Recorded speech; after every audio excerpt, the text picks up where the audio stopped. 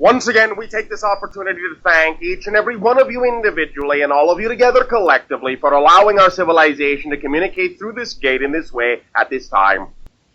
Each and every time you afford us the opportunity to interact with your civilization. It is a great gift to us that allows us to experience through each and every one of your unique selves that many more facets of the multidimensional crystal of all that is. So we thank you for expanding our understanding of the many more ways that the infinite can express itself. We would like to begin this communication link with the following idea, a notion that many of you have discussed with us many, many times, and we would like to address in a very simplified and basic form at this time, and that is the issue you call health. Many individuals on your planet are very concerned about their health at this time for a variety of reasons. They are recognizing that perhaps their environment is not necessarily as conducive to health as you might like it to be, and thus you are finding yourselves for quite some time, and perhaps now at an accelerated rate, afflicted with many different kinds of diseases and conditions that are not necessarily representative of your ideal state of natural beingness, or what you might call simply health. Let us talk about the basics that need to be involved before you really focus on any kind of specific symptomology that might be connected to any particular kind of labeled disease, one of the exotic variety of many of the things that you have on your planet. Let us talk about what is necessary to incorporate in your lives if you really want to lay a foundation for health. Many of you really have heard many of these things quite often. They are not really new to you, but again, many of you may tend to forget when you come across the idea, whether it is you yourself or someone else, of a so-called specific disease. You tend to forget the idea very often that it requires a very basic understanding to begin with to create an environment within your body that will, in many cases, simply prevent the onset of any kind of disease whatsoever. These basic requirements, again, you have all heard them, but let us take a refresher course at this time, and it is basically as follows. It really is, in your terms, quite a moot point to discuss any specificity about the idea of how to cure this, how to get rid of that, how to clear this and that up, unless and until each and every one is fully utilizing these simple principles in their life. And number one would simply be this: oxygen. Many of you do not necessarily allow yourselves to get full requirement of oxygen in your systems, especially, no offense, in the way that your atmosphere happens to be at this time in terms of the fact that it is loaded with pollutants. The idea, of course, is the oxygenation of the system is the primary fundamental key that allows all of your cells the capacity to build themselves in the way that they need to be built. Oxygenation of the system is the fundamental element to begin with and can to some degree be enhanced to the best of your ability by making at least an attempt to find some relatively clean environment and or at least oxygenation of the system through the idea of deep breathing exercises, some kind of yogic practice, or at least some kind of restful meditation wherein there are deep, regular breaths, or at least the idea of relaxation so that you are not, in that sense, panic breathing, which is short breaths, do not allow the idea for oxygenation of the system to fully occur. Number one, then, oxygen, oxygenation of the system. Number two, hydration of the system. Do you have enough water? You are, as physiological beings, mostly water, yet many of you will ingest many things that will actually divest you of the hydration of your system, dehydrate you. And as many of you are beginning to understand, many of the so-called symptomologies that you might begin to attribute to many exotic diseases are actually nothing more than the symptoms of dehydration. In the sense, then, that your body is similar, in a sense, by analogy to a battery. If you do not have proper hydration, not enough water, then your cells, in that sense, can burn out, short out. You can become, in that sense, dry, like a battery, and cease to function, cease to become electrically conductive.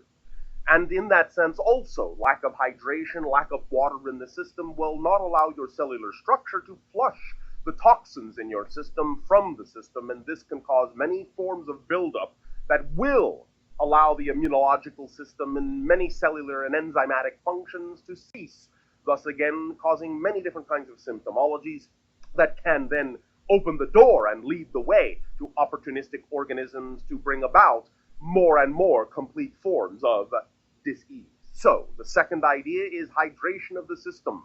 Each and every one of you must find that it will be generally acceptable to have between 1 and 2 quarts of water a day. Otherwise, you will find you may not really readily have enough. Now, of course, every single individual is different, but you must understand something very important. When you are actually thirsty, that is your body's final signal that you do not have enough water. If you had proper hydration, you would rarely ever be thirsty.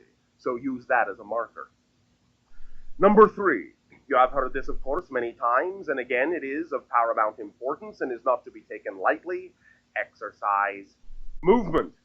Movement is like the ability to pump the body, to allow the muscles to function as pumps for the cellular structures, to allow the water to flush the toxins from the system, to allow there to be energetic revitalization, and allow there to be strengthening of the muscular and skeletal structures, to utilize all of the different mineralogical elements that are going into the body and to allow them to act as building blocks nutritionally.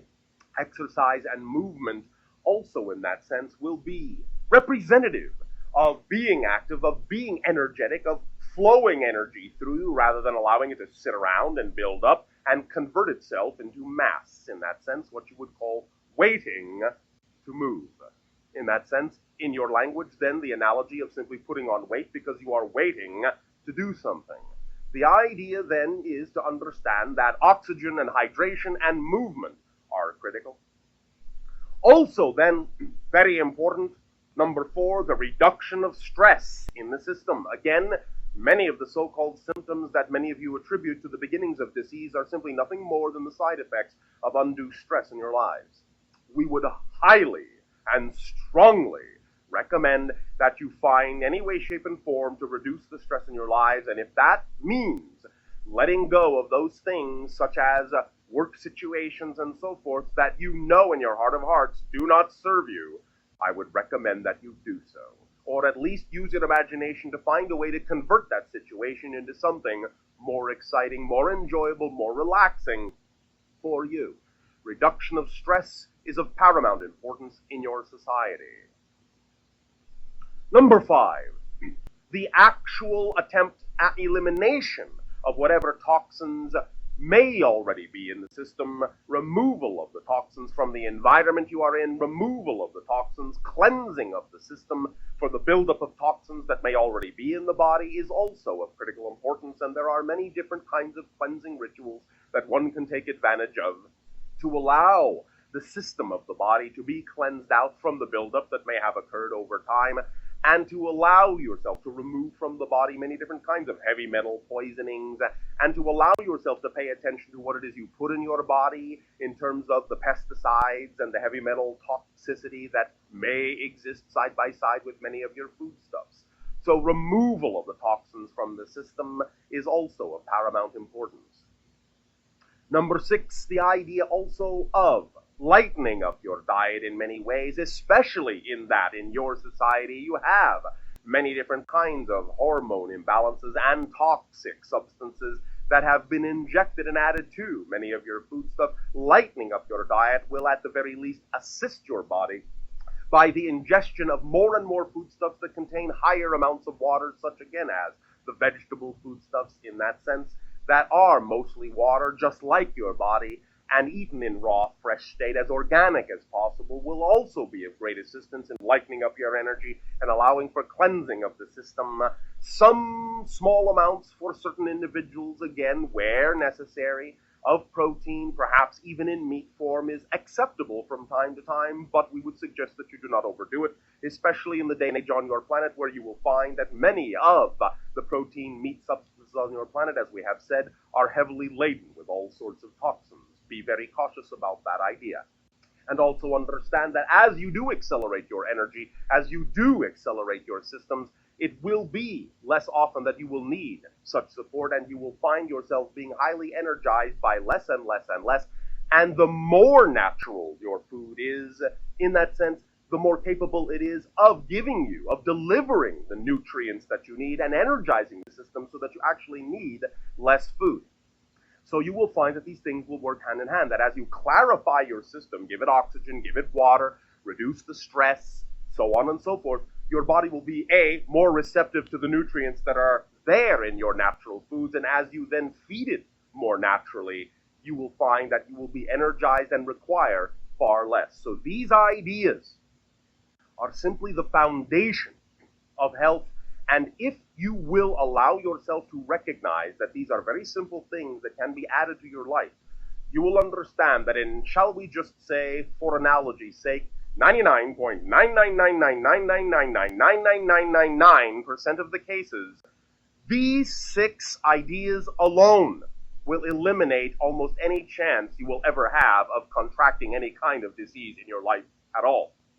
So when you talk about the idea of how do we cure cancers, how do we cure AIDS, how do we cure this, how do we cure that, that's how you do it. By changing the lifestyle in that way and making sure your body has the foundational things it needs so that you will simply never get these things, because the body in and of itself has the natural intelligence to never bring about these kinds of diseases if you simply supply it with the immediate natural fuels that it needs, which are oxygen and water and lack of stress and lightness of food in that sense. Plain and simple, that's really all it will take for most of the things and most of the ailments you find that exist upon your planet.